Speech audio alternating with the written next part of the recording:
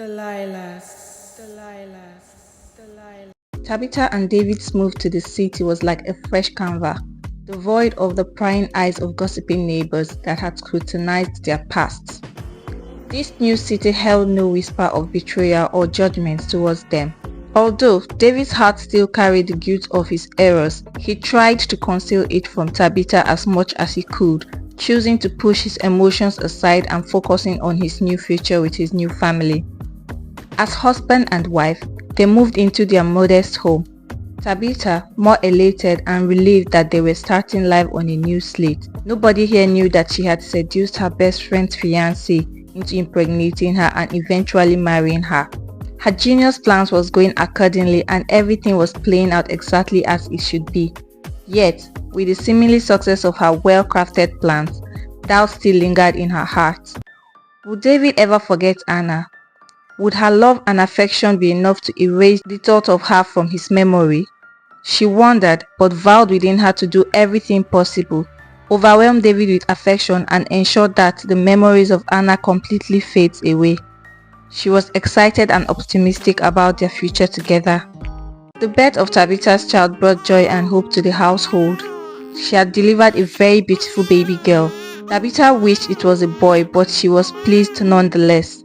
David, still torn in his conflicted emotions, had found solace in the eyes of his newborn daughter. She was so beautiful and it pleased him. He was proud to be a father again, and they both named the child Dorinda. David loved his two daughters dearly, Evelyn, who is now a toddler and whose face held a sharp semblance to that of Anna, reminding him every day of his lost love, and Dorinda, whose innocent gaze promises love and new beginnings. Tabitha, in this new orchestrated chapter, relived in the attention and power she felt she now held over David. It was difficult for David getting job opening for any prestigious bank without a reference. He didn't bother getting one from his previous workplace as he would rather start afresh than bring his past into his new life. He finally got a job with a small bank and settled into his new role as an account manager. The salary was modest, but it covered basic needs: rent, food, medications, children fees, etc. His ambition had given way for contentment. David now found solace in the simplicity of his existence and the well-being of his children. Tabitha, however, couldn't suppress her dissatisfaction. She had dreamt of a certain life, a mirage of riches, opulence, and power. David's decent lifestyle and meager income wouldn't give her any of that, she thought.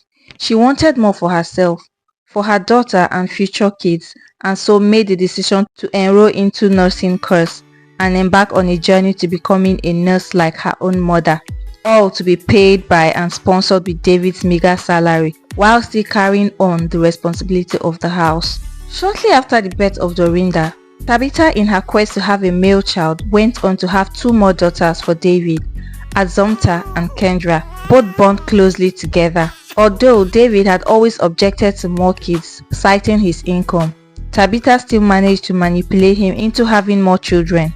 She was forced to stop attempting for a male child as juggling motherhood and nursing school was becoming overwhelming for her. She wanted a male child as she felt that would give David a more cheerful persona and will also help her to have a stronghold in her husband's house.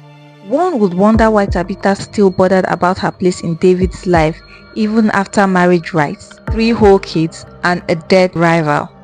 Months turned into years and Tabitha finally got her nursing degree, all fully sponsored by David. She was now a certified and practicing nurse, working in a federal hospital. She earned a good salary and wielded her newfound position with pride and precision, very visible to people around her. David, on the other hand, was stumbling through life. He had lost his job at the bank due to his failing health. He had had countless episodes of seizures from high blood pressure and had to be relieved of his duty. Getting a new job was difficult for David, and so he had to take on odd jobs to push through. David's perceived complicity irked Tabitha. He wasn't doing enough, she had felt. Her one-time Prince Charming who once thrilled her was now more like a furniture in the house whose presence was beginning to displease her, but for some remaining whit of obsession she still had towards David, she overlooked whatever his shortcomings were, at least for the time being. David's simple life had been replaced with silent depression. In his quiet moments, he wondered about Anna. What could have been if she had not died and took with her the only ounce of excitement he had left? He couldn't remember when last he was genuinely happy. His appetite to live on had withered a long time ago, and he was only pushing through for the sake of his beloved daughters. He couldn't imagine them suffering the loss of growing up without a father. He thought he had buried the memory of Anna and his love for her when he left the town, but no. Her presence continued to linger around him everywhere, and the physical nearness of Evelyn, who was growing into Anna's striking image, made it worse, as she reminded him every day of her mother. The days ahead only seemed gloomier. His marriage and life with Tabitha was the least fulfilling thing he had ever experienced. A sad tale of two unconnecting strangers cohabiting and breeding, loathing each other each growing day. Life didn't seem fair to him at all. Tabitha, in her scheming and ever-watchful ways, observed it all. David's constant brooding, his silent unending mourning for Anna, his detachment from her, his fondness of Evelyn compared to the rest of their daughters. Her fizzled resentment towards dead Anna had set off again. Only this time, it was towards her once dearest beloved, David. Alright guys, we've come to the end of today's episode of Delilah. Hope you enjoyed watching and listening. Alright, please don't forget to join us next week for our next part of Delilah on Telltale with Lilybeth. Thank you very much for joining us today, and do have a nice day. Bye bye.